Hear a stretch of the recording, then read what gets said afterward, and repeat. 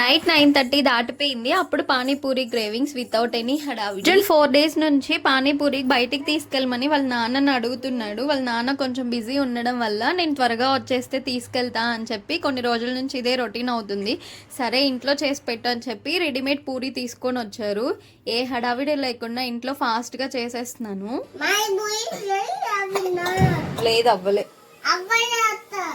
ఫాస్ట్గా చేయమని చెప్పి రికమెండేషన్ చేపిస్తున్నాడు. తీరా రెడీ చేసిన తర్వాత నాకు బయట పూరీలే కావాలి, ఇంట్లో బాగోవు అది ఇది అని చెప్పాడు. మన టేస్ట్ ఎట్లుంటుందో లాస్ట్ వరకు చూడండి.